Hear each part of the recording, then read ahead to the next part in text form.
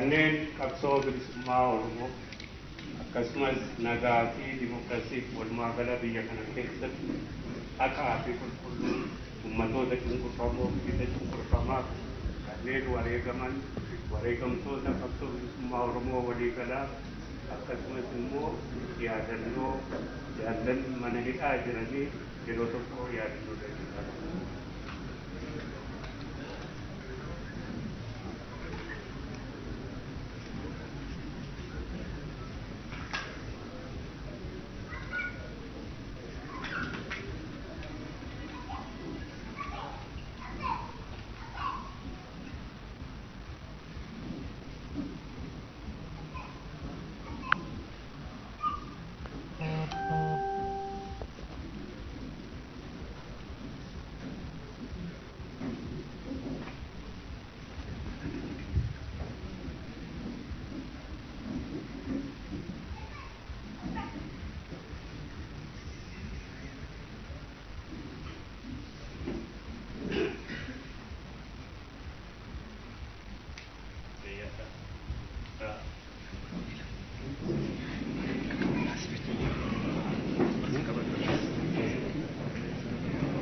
Ani kita nak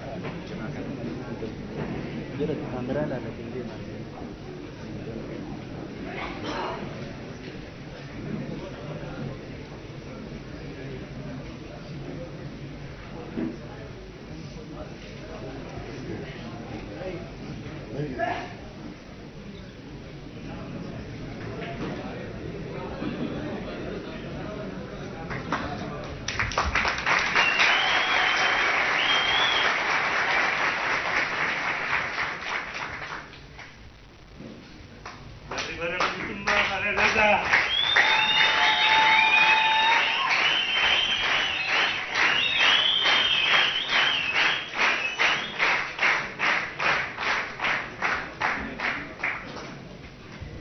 Awileedhaan nu simataa.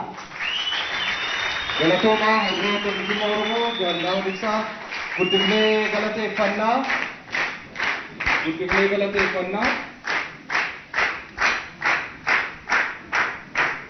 Warri faaruu qabneettan eerroon nu qophaa'aadha.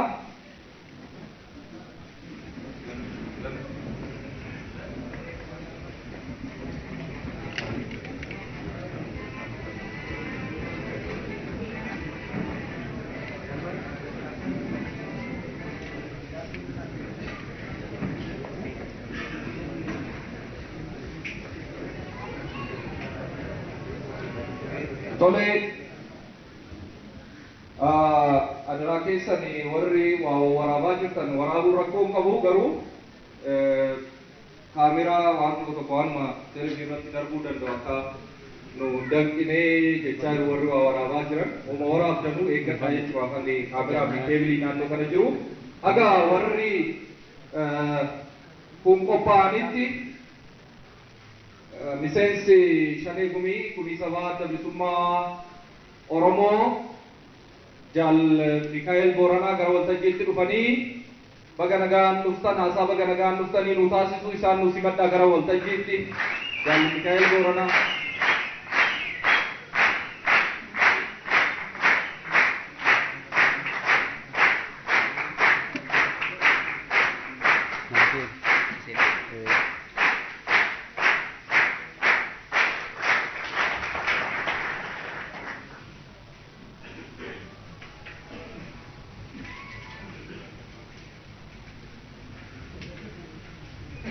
Galatoomaa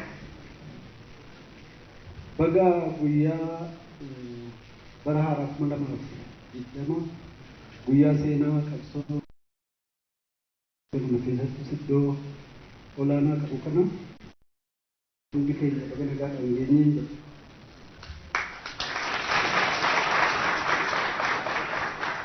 Guyyaa kana waajjira guddicha Adda Bilisummaa Oromoo Qullabbeetti kabajuun keenya kun kan jalqabaatti gammachuu guddaadha. Kanaafis baga geenyee jira.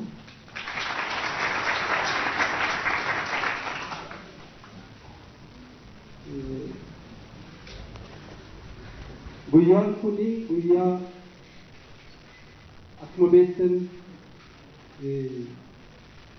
ummanni keenya biyya keessattis biyya alaattis dirree qabsoo irrattis haala danda'ame hunda keessatti haala keessa jiru hunda keessatti bifa isaa danda'ameen kabajatee oolaa tureedha. Sababaan isaa seenaa addaa qaba guyyaan kuni. Tokkoffaa bara jalqaba bara haaraa seensa bara haaraa waan ta'eef qabeenyaa kan lammataa bara 1980 irraa eegalee seenaa addaa qabsoo hidhannoo adda bilisummaa Oromoo gaggeessaa ture keessattis qaba. Qabsaa'ota keessattis bifa adda ta'een yaadatamaa jiraate. Har'a haalli keessa jirru erga qabsoo uummata keenyaatiin wareegama qaalii uummata keenyaatiin haalli siyaasa biyya kanaa jijjiirama amma argaa jirru kanatti erga seenee hoogganni olaanaan adda bilisummaa Oromoo bara 2018 fulbaana 15 Finfinneetti simannaa ho'aa sana erga simatame kaasee qabsoon bilisummaa uummata keenyaa kan adda bilisummaa Oromootiin hoogganamu boqonnaa haaraa seenee jijjiirama guddaa seenee bifti tarsiimoon qabsoo keenyaa bifa biraa qabatee biyya kana keessatti karaa nagaa fi karaa seeraa socho'uu jalqabnee ulaagaa qabsoon boqonnaa haaraan itti seenne kun gaafa hundumaa guutee adda bilisummaa Oromoo biyya kana keessatti beekamtii seeraa argatee waraqaa ragaa seera qabeessummaa kan itti argate bara dabarsine 2019 kana keessa kanaaf bara dabarsine kana 2019 kana injifannoo seena qabeessa qabsoo bilisummaa uummata keenyaa dhaaba kanaan durfamu kan itti galmeesse biyya kana keessatti yeroo duraatiif seera qabeessummaa argatee qabsoo nagaa kan seera qabeessa karaa seeraa karaa nagaatiin geggeessuudhaaf beekamtii seeraa kan itti argate bara dabarsine kana injifannoo kanaan yaadannaa isa kanaan geenyee har'a qabsoo keenya kan itti fufuudhaaf ifatti waajjira keenya Gullalleetti guyyaa ayyaana keenyaa kana nagaadhaan seeraan bifa kanaan kabajachuun keenya bu'aa qabsoo uummata keenyaa bu'aa wareegama ilmaan saba keenyaati. Kanaan baga nu gahee jedha kun injifannoo hunda keenya waan ta'eef hundumti keenya ka biyya keessaa ka biyya alaa ka mana hidhaa hundumti keenya baga gammanna haala hunduma keessa warri jirru baga gammanni. Egaa kana caalaan dheeressuu boodas Ayibireenis dhaamsa guyyaa kana laalchisanii ni dabarsu waan ta'eef baga gammannee baga geessan jechuudhumaaf as bahee qabsoo karaa nagaa karaa seeraa jalqabnee asitti Gullalleetti waajjira keenyatti bifa kanaan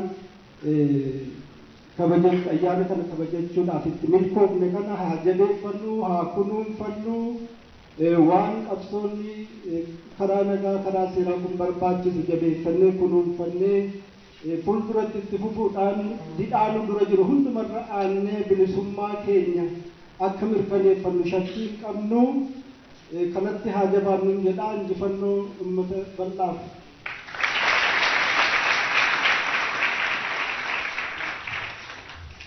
Fayyataa Jaal Mikaa'el Booranaa guddifnee galateeffannaa. Sagantaan har'aa kun dhugaa dubbachuudhaaf sagantaa ajaa'ibaati. Ilfeen akka carraa biyya turtirraa deebitee magaalaa Finfinneetti guyyaa lama odoo hin bulin dhuftee asitti argamtee guddifnee galateeffannaa. As jirti. Akkasuma hundi keessanuu yeroo dheeraadhaaf falmaa fuula feesbuukiin haa ta'u qaamaan mana hidhaa dhaquudhaan akkasuma mana murtii dhaquudhaan sababni gootonni keenya ittiin hidhamaniif maal jettanii warri gaafachaa turtan walakkaa olii miti baay'een isaanii ammallee mana hidhaa jiraatanis Koloneel Gammachuu ammallee as jira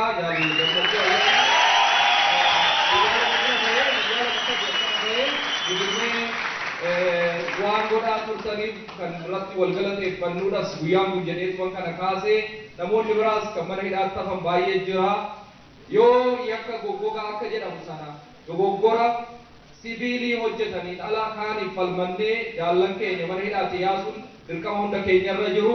Kanaaf bakka jirtaniitti jaallan keessaniif warra guyyaa kana nuun ga'e warra wareegama yaadachaa warra jiran immoo mana hidhaattis gaafachaa hamilee ta'aa fi akka itti fufnu abdii guddaan qaba.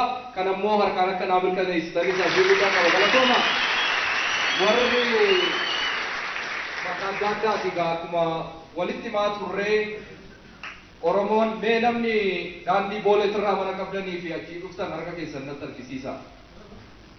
Daandii boolee kanarraa namni yookaan naannoo lagaa harka mana qabdanii achirraa dhuftanii daqiiquma lamatti achi ga'uudhaaf mirga qabdan. 4 kiiloo nama tokkoon arge 4 kiiloo jabaadhaati immoo. Seentaruma bakka tiraanspoortiin akka garaatti argamu kana namni jiru jiraame namni achi mana qabu achi jiraatu akkuma carraa mana mootummaallee haa ta'u kan dhuunfaa. Ayyee namni buraayyuudhaa dhuftan. Ajaa'iba kunuun.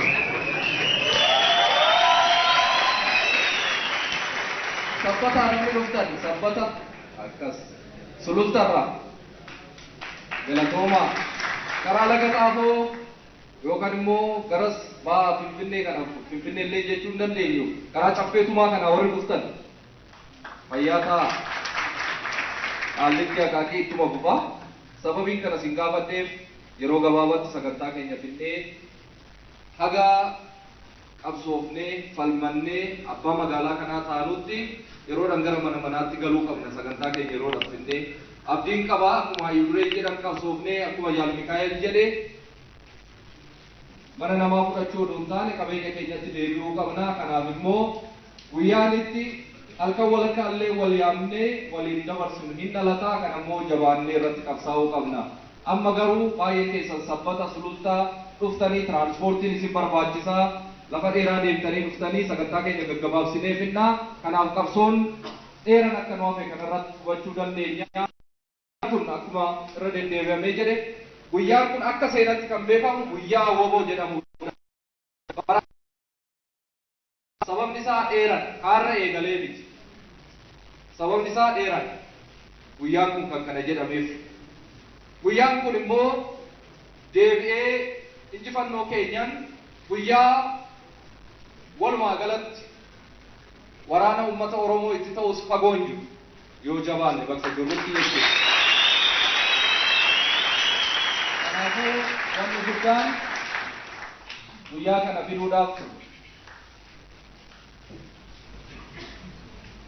kana fiduudhaaf jabaannee qabsaa'uu qabna. Akkuma Jaal Mikaa'el jedhe karaa nagaatiin karaa seerri nu eeyyamuun mirga keenya falmachuu hunda keenyarraa eegama.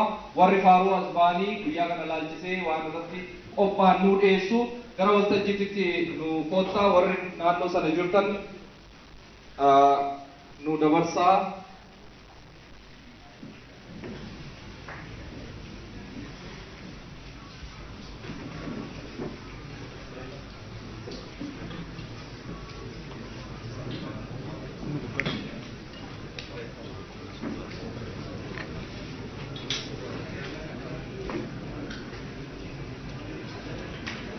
Warri faaruudhaaf qophooftan yoo tarii as hin gahin as keessanii dhuftanii ayyee gara waltajjiitti dhufaa jiru nu simadhaa. Qeerroo keenyaa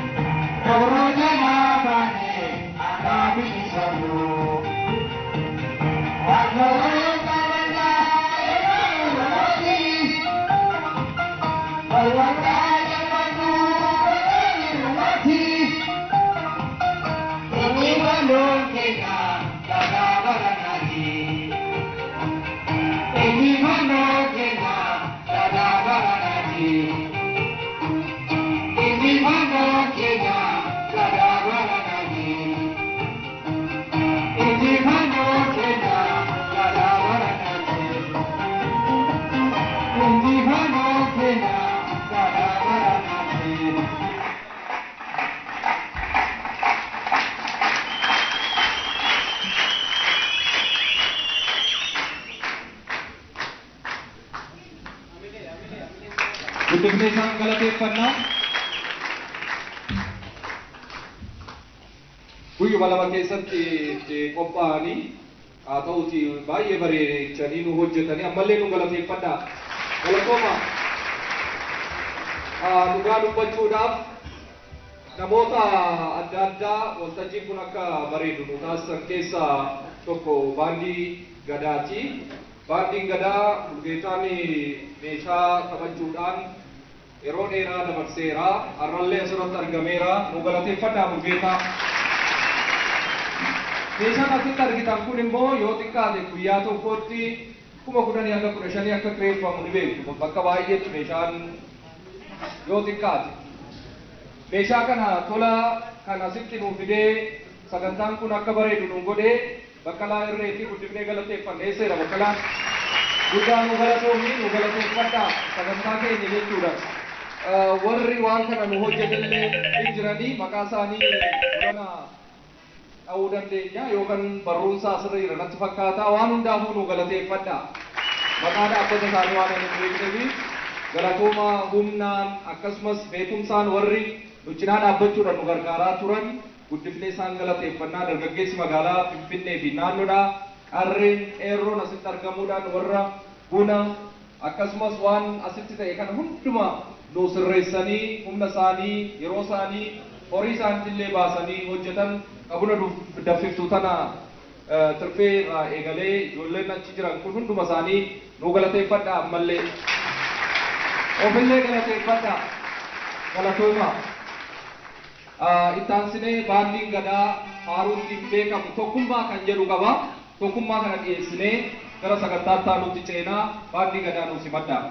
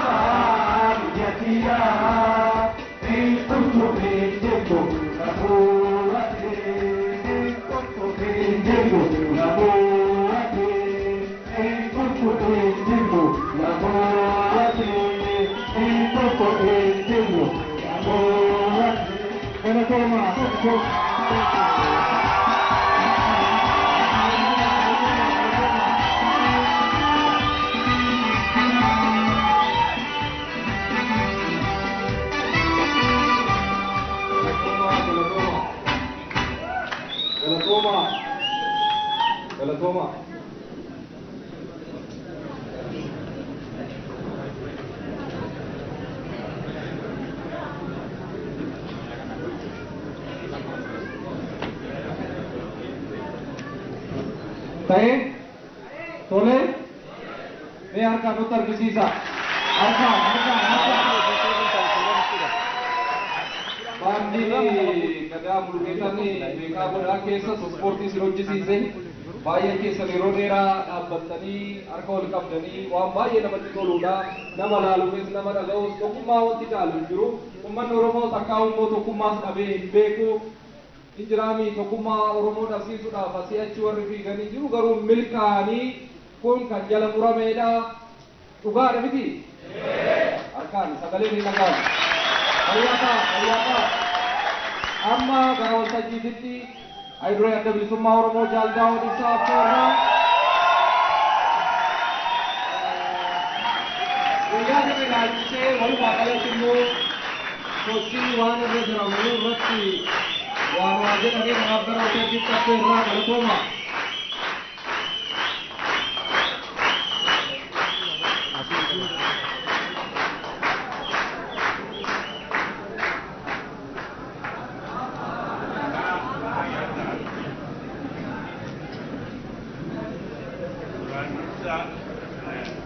Randursa kanneen qophii kana qopheessanii akkasitti miidhagsanii hunda keenya waliin qabanii asiin nu ga'anii galata koongan. Ittaansuudhaan waan ayyaana har'aa gabaabseenidha.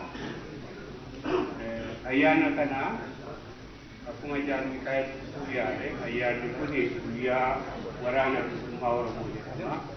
Ayyaana haaraadha. Akkasitti addi bilisummaa Oromoo yeroo dheeraa ayyaana dachaa kana kabajaa ta'e. Ayyaana waraana bilisummaa Oromoo kan jedhamee fi bara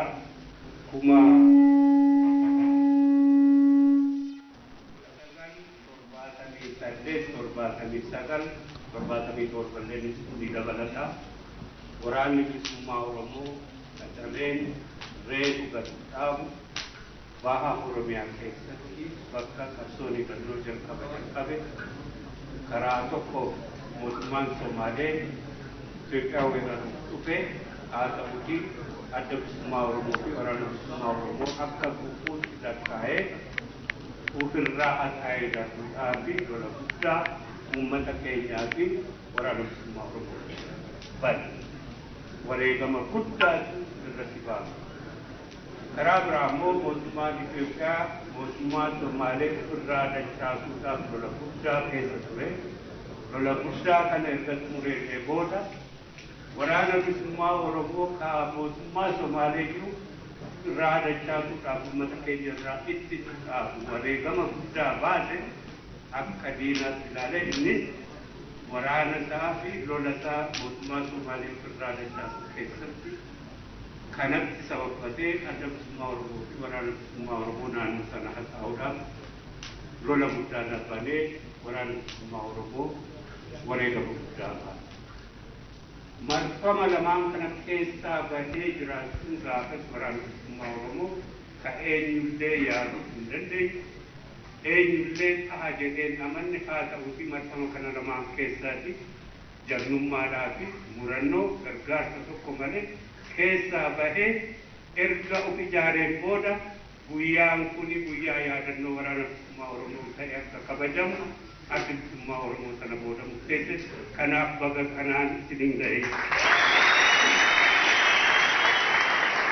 Kanaan ga'uun qofa miti 1992 nagaadhaan biyya kana keessatti adda bilisummaa Oromoo qooda isaa kennee biyyi kun gara nagaa fi dimokiraasiitti darbitee gaaffiin siyaasaa hundi nagaadhaan deebii argatee ummatoota hundi nagaadhaan akka waliin jiraatan qooda guddaa kenne bara chaartaraatti.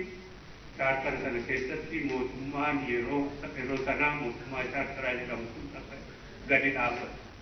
Haa ta'uuti waggaa tokko keessatti waan guddaa dalagee biyya kana keessatti har'a heerri biyya kanaa irratti ijaaramellee bu'uura isaa akka gadi gadhaabu keessatti qooda guddaa qabatu Oromoo as keessaa baafamee waggaa 27 guutuu qabsoo hidhannoo fi qabsoo adda addaa uummata Oromoo fi qeerroo bilisummaa Oromoo kan baasaniif har'as biyyi kun asii hin geesse kunis injifannoo uummata Oromoo fi qabsaa'otii fi dargaggootii fi uummata Oromoo baase waraana bilisummaa Oromoo baase baga kanaan hin ga'e.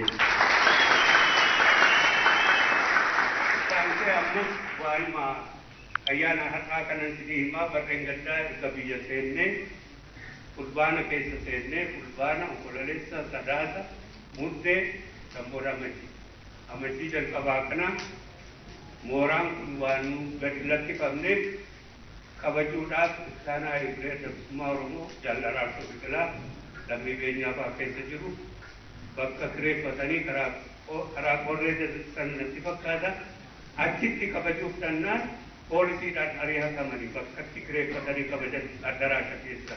Har'a sana hunda keessa darbee wareegama ilmaan Oromoo hidhaan gara 20 olitti deddeebi'anii akkasumas wareegama dargaggoonni godhanii addi bilisummaa Oromoos obsa guddaa wareegama baasee nagaadhaan qabsoofne galma kana argamsiifne har'atti asiin ga'uun keenya immoo seenaa guddaadhaa baqatiin keenya. Kanneen kanaaf wareegama baasan illee akkuma warra kaan sana dura waggaa dheeraa baasan kumaatamaa lakkaa'amanii kabajaa bara baraa ummata biraatii fi seenaan isaanii kabajamaa jiraatan. Ittaansee kan inni bakka gammadeen Ittunees Qannootii. Ittunees Qannoo bara 92 mooraa kana keessatti sirboota qabsoo sirboota ummata nagaaf dammaqsuu keessatti qooda qabdu keessan beektanii addaraa isa kana keessatti galma kana keessatti yeroo hedduu dhaamsa hedduu waliin dabarsanii wanni wajjin haa ta'uuti bara 92 asii baane keessatti Ittunees Qannoo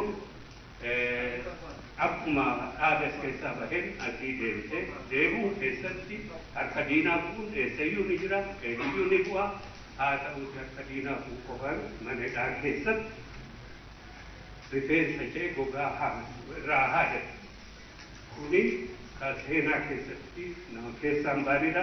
Ittunees baqaasiis ga'ee akka gammadee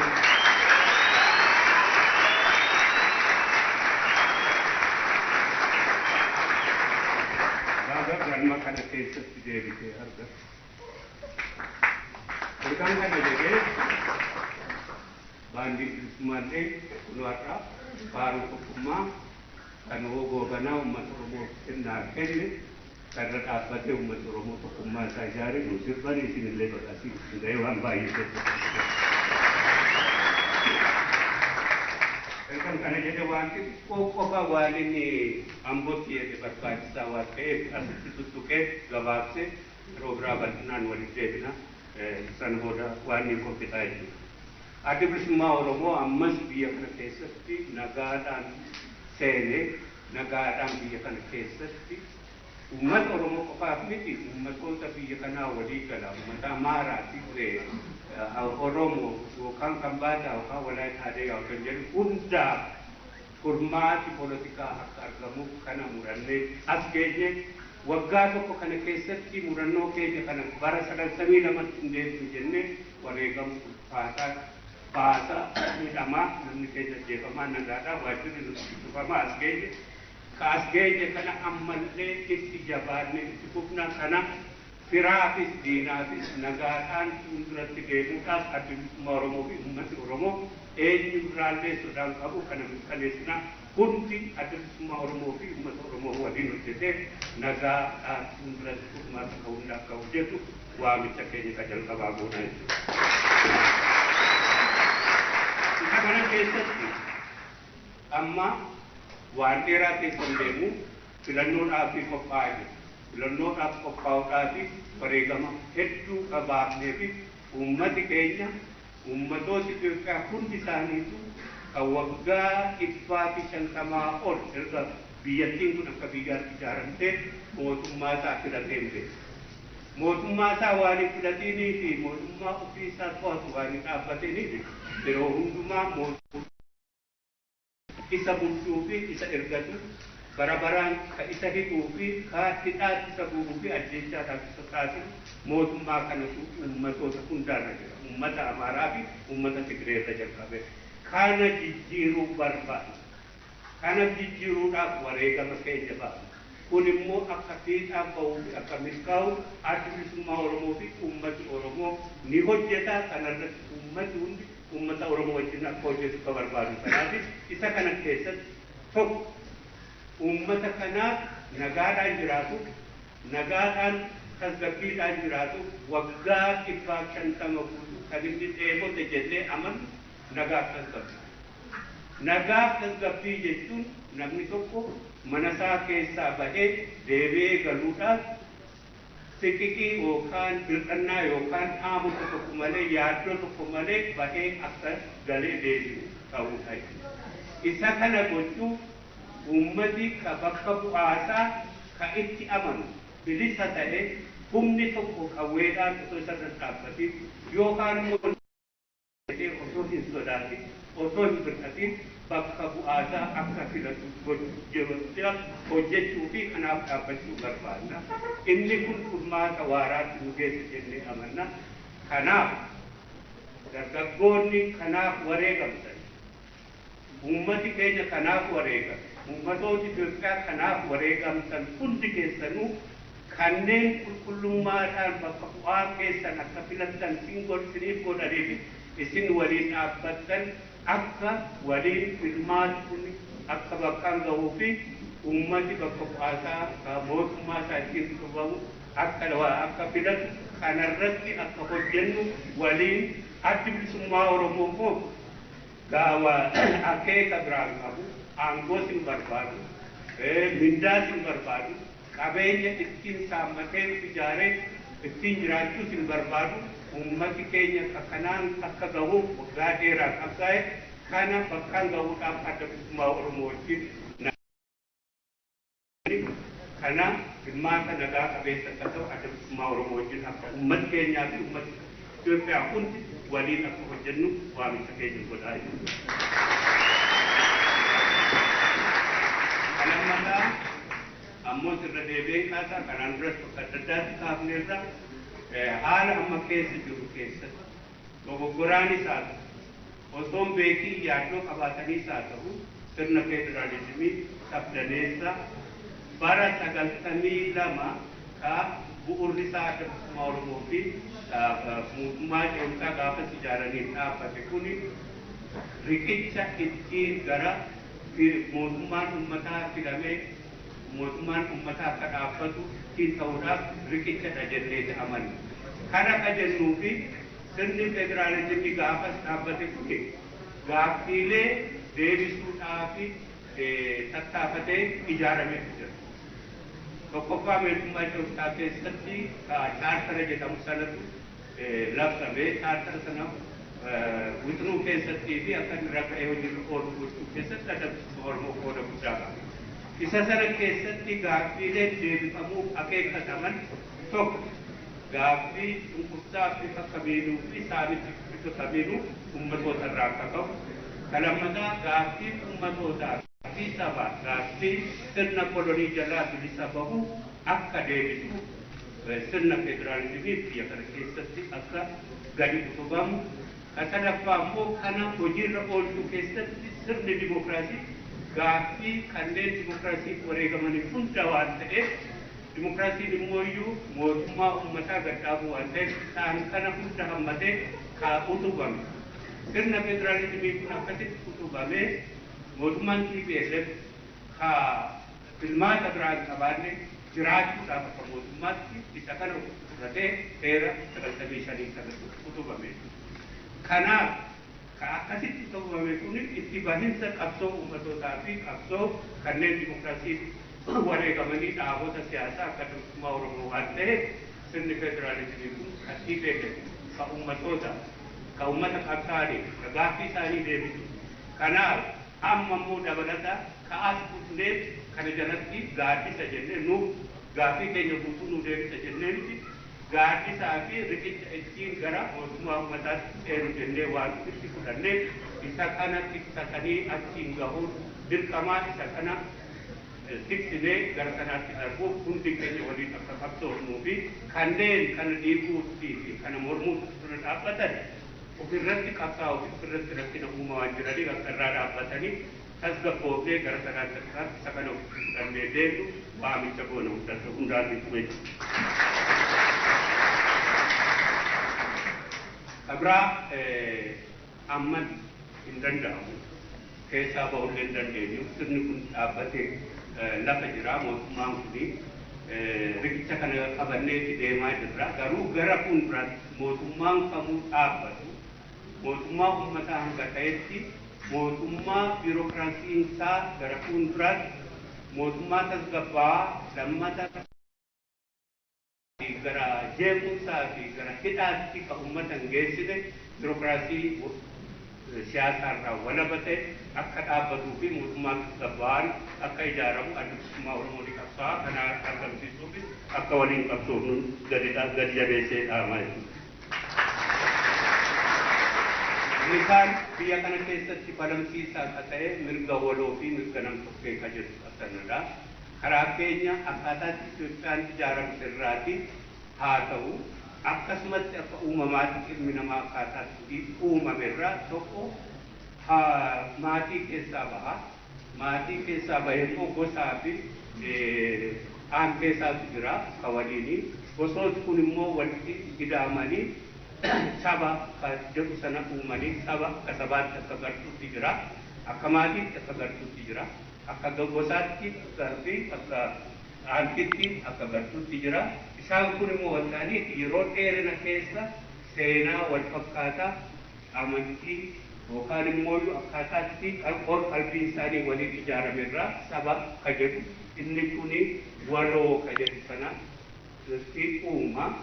Itoophiyaa keessatti akkaataatti Itoophiyaan jiraatte irraati waloo kun saboota hedduu ka hidhaa keessa jiran keessa hammattee jirti. Saboota hedduu kana keessa uummata Oromoo kan sirna gabrummaa jala waggaa dheeraa foqoqee isa kanallee keessaa bahu bifa adda addaatiin qabsaa'ollee itti eeyyamamuun dhiifame akka sabaatti ijaaramee mirga isaa falmatu ka seerri uumamaa isaa qaban ka seerri addunyaa fi sirna addunyaallee isaa qaban kana waan ta'eef akka walootti mirgi waloo hundaatiif kabajamuu qaba jenneeti amantaa keenya. Akka nam tokkootti immoo mirga dimokiraasii fi mirga nam tokkoo akka nam tokkootti mirgi namoomataa akka kabajamu isa kana ni fudhata. Isaan kana lamaan adda bahanii isaan kana lamaan bakkaan gaachuu bilisummaa Oromoo ni qabsaa. Uummati Oromoo akka walootti ijaaramee mirga isaa tiksitiifachuu fi mirga isaa fi dantaa isaa tiksifachuu mirga isaa waan ta'eef isa kanaaf qabsoofna. Akkasumas mirga waloo ka warra kaaniillee akka kabajamuuf uummata Amaaraa dabalatee adda bilisummaa Oromoo ni qabsaa. Warri kana diiguudhaa fi kanam tokkee qofaatti galchina maalii jedhani inni kun sirna akka sirnaattuu fuulduratti biyya kana hin deemsisu waan ta'eef sirreessanii waliin qabsoofne kana akka kabajamu akka goonu waamicha keenya goonaa irrattis qabsoofnaa jechuudha. Ittaanu biyya kana keessatti warra fardii ta'an qofaan kaasaa Muhammad adda bilisummaa Oromoo kitaaba tokko guutuudhaaf sirna biyya kanaa jijjiiree fuulduratti gara nagaa fi gara tasgabbii fi gara guddinaatti uummatanii ceesisuu barbaadaa bilisummaa Oromoo. Isaan keessaa garuu ka bira darbuun dandeenye sirna itti baay'isa lafaa fi qabiyyee lafaati. Gabaabsee yoo ka'e akka sirna hedduu keessa darbe uummata Oromoo waan sirna lafaa keessatti bara fiudaalizimii jedhamu dheeraadha. Gaafa gabrummaa jalatti kufeetti jalqabee lafaa fi uummatatu abbootii lafaa yookaan warra qawweedhaan humnaan isa cabsee qabatee hiramee laftu namnu qabeenya sirna sanaa ta'e. Kanarraa ka'uudhaan ciisa nyaatu jedhamee akka ciisa nyaatu ta'uu qofa osoo hin taane garbas ta'ee ergamaa fi kana keessatti waggaa dheeraa erga gidiraasa argee qabsoo uummataa fi qabsoo warra qabsaa fi keessattuu barattoota bara 74 sirni lafaa tokko sirna abbaa lafaa irraa fi qabsoodhaan darbatamee hanga sanaatti uummata Oromoo gaafa humnaatiin dhabee hanga 74 kaneetti gara waggaa 100 keessatti namnis laftis abbaa lafaa ture. Kana keessatti gidiraanni arge himamee dhumuu hin danda'u. Erga 74 isirraa darbatee mootummaan dargii lafti abbaa lafaarraa fuudhamee labsee lafti ka mootummaatii fi ka ummataatii jedhee labsee ka ummataatii jedhee yeroo jalqabaati. Haa ta'uutii osoo hin turin ka mootummaatti ka jijjiire. Ka mootummaatti ta'uu qaba jedhee erga jijjiiree booda deebi'ee uummatni Oromoo taatoo uummattooti kibbaa irra guddaan isaanii lafa qubsuma dargiin irra uummata bakka biraatiitti deemu hubachiisu. Lafa isaaniirraa buqqisee bakka biraatti mandar misrataa jedhee walitti qabee gidirsaa ba'e. Isaan kuni walitti qabamanii waggaa 17 guutuu oomisha isaan oomishan gatii mootummaan dargii tilmaame qofaan qabu duratan kana keessatti ammas bidiraarraa bidiraatti qabsoo isaatiin ofirraa darbadheetu bidiraa mootummaadhaan dhuunfatamee laffis uummatis mootummaadhaan dhuunfatamee ummaticha gaafa barbaadu ilmaansaa keessaa guuree gara lolaatti kumaatamaan ergee lolaan bichisiisu ummaticha immoo gatii barbaachisuun irraa bituudhaan oomisha isaa irraa saamu lafa isaa irraa immoo yeroo barbaade irraa bitisee bakka biraatti darbu ammas furmaata malee waggaa 17 bidiraa arge ergasiitii 92 dhufa mootummaan TPLF lafti ka uummataa fi ka mootummaatti ka jedhu labse haa ta'uuti ka hojiirra oole lafti ka mootummaatti ta'e to'annoo mootummaa jala. Kana keessatti uummata Oromoo gidiraa waggaa 50 ol arge kana keessatti gaaffiin lafaa bilisummaa isaa wajjin walitti hidhattee jirtu taatee bilisummaa jalaa bahu bilisummaa dimokiraasiidhaan mootummaa isaa ijaarrattee waan ta'eef kanaaf sirna lafaa gidiraa kana keessaatti bilisa bahu ka harkaa ka'u adda bilisummaa Oromooti isa kana bal'inaan akkaataatti laafni hojiirra oolu adda bilisummaa Oromoo wajjin furmaata maayii bakka hojjennu hundaatiif waamicha kennaa jiru. Waamicha goonaa jiru. Waan magaalaa Finfinnee waan magaalaa Finfinnee ta'ee jedhamee burjaajina guddaa uumuudhaan gaaffii uummata Oromoo fi gaaffii haqaa jastii Oromoon Finfinnee irratti qabu harkaa balleessuuf kan dalagamaa bahe biyyi kun biyya federaalismiidhaan ijaaramtedha. Akkuma kanaan dura himee bakka hedduutti Finfinneerraa bakka hedduutti dubbanneerraa ammas ni dubbannaa boorus ni dubbannaa. Kana keessatti Oromiyaatu jira, naannoo Amaaraatu jira, naannoo Tigraayitu jira. Isaan kun amma walitti galanii sagalee fi darbee magaalota lama Finfinnee fi Dirreedawaa. Magaalonni kun lamaan Finfinnee fi Dirreedawaa heera biyyattii kanaatiin alatti ka mootummaan wayyaanee federaalatti deebisee waan ta'eef haqaa fi heera biyya kanaa fi haqa uummata Oromoo irraa waan ejjete waan ta'eef bakka isaatti deebi'uu qaba jennee amanna. Lafa qabu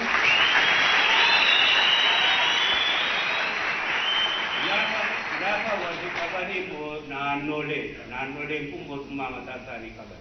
Federaaltiin abbaa lafaa miti lafa sin qabu heerri sin kennuufi kanaaf Finfinneen haqaan ka uummata Oromoo ka humna waraanaan irra qubatame uummata biyya naannoo kana jiru uummata Oromoo irra deddeebilee jennu ka bullallee ka galaan kan hunda ka ajjecha hedduu fi gugubiinsa sanyiidhaan asirraa buqqifaman haqa isaa abbaa isaatti deebi'uu qaba.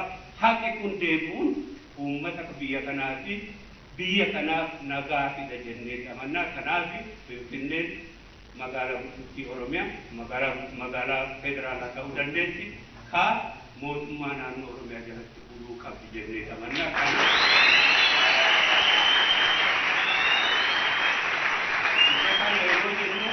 Isa kana yeroo jennu jiraattonni magaalaa Finfinnee yaaddoo tokko keessa seenuu hin qabanii. Oromiyaa jalatti taa'uu jechuun akkuma uummati Adaamaatti isaa ta'u, Asallaatti isaa ta'u, uummati kamuu nagaadhaan mootummaa Oromiyaa jalatti bulu as keessatti uummati kamuu yaaddoo tokko malee qabeenyi isaa otoo tuqamee mirgi isaa otoo tuqamee innuu qaama mootummaa Oromiyaa ta'e jiraachuu waan danda'u kanarratti uummata Finfinnee baaraksuu fi sodaachisuuf haqa Oromoo dura dhaabbatuun akka dhaabbatu warra waamicha keenya goonaa jechuudha.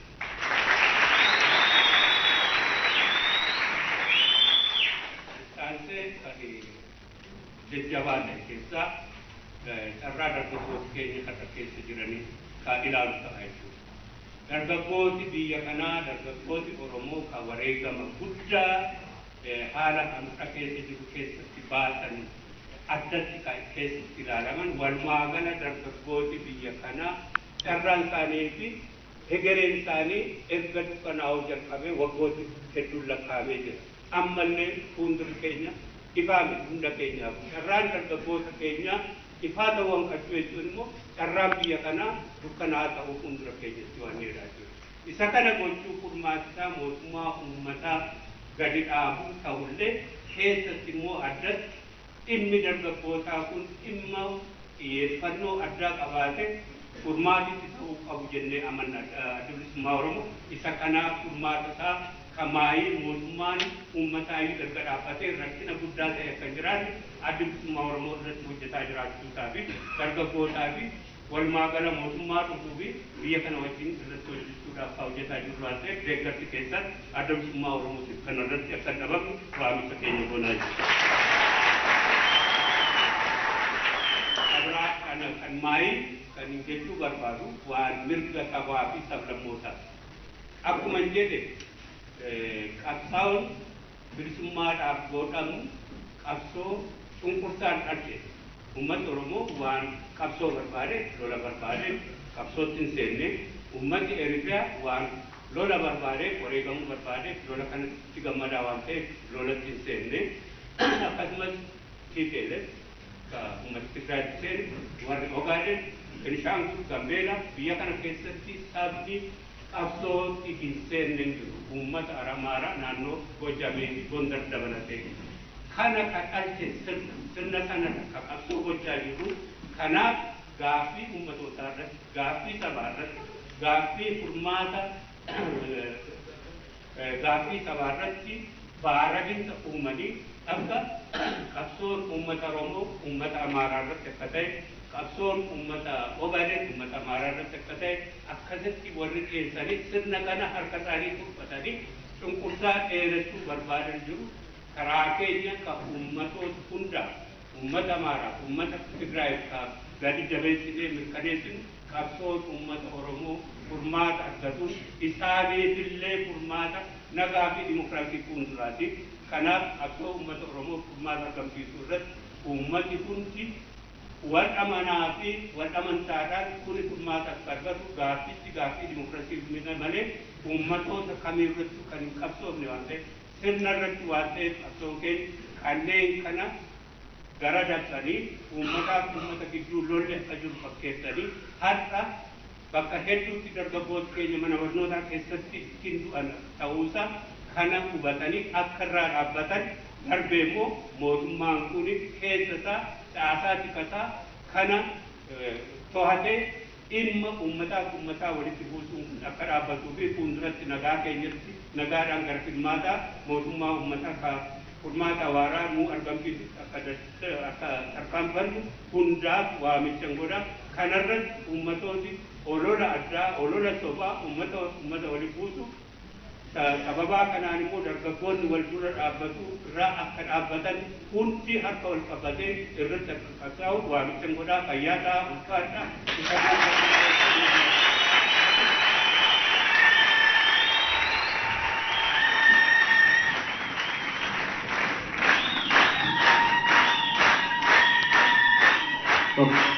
Galatoomaa irree bilisummaa Oromoo guddinee galateeffannaa.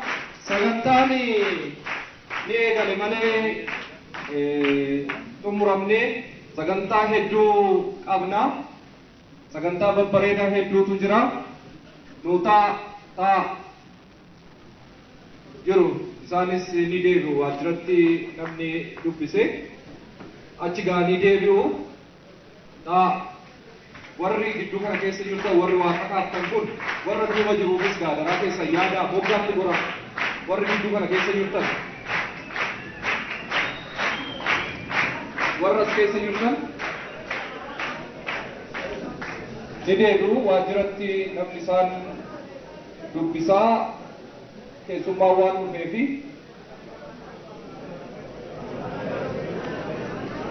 ni dhaga'ama. Mee harkaan nutti argisiisaa jirra jedha. Akkas finfinnee gullalleen yeroo abbootii carraatisin yeroo calqabaatiif sagantaan galma kana keessatti waggaa 29 booda asitti gaggeeffame. Kanaafuu abbootii carraatii hamilee walii kenna. Warri gidduu sana keessa jirtan karaa baasoochaamidha.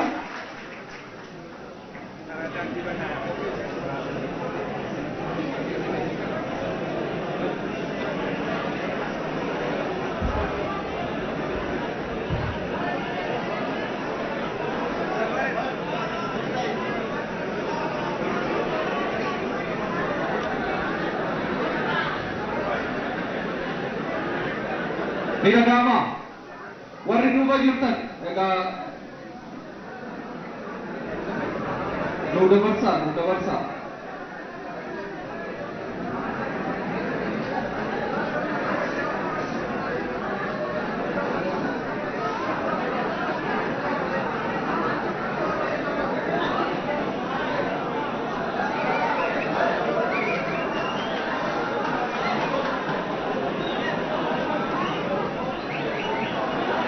Ila warri balbalarra jirtan yeroo tokko rusaaka qilleensi akka seenu gadi taa'aadha warri kun gadi taa'a.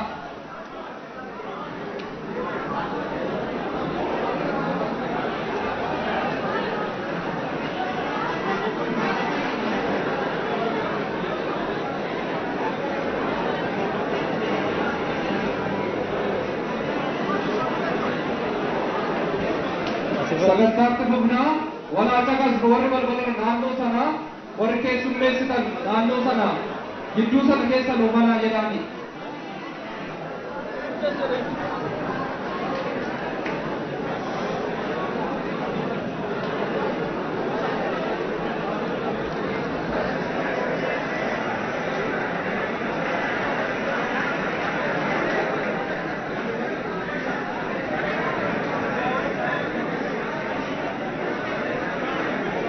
Tole sagantaa keenyatti fufnaa warri dhaabbattan maaliif ejjettan warri teessoorra jirtan maaliif kakaatu warra dhaabbateef iddoo gadhiisuu yoo barbaaddan nutti maatii iddoo gadhiisa fi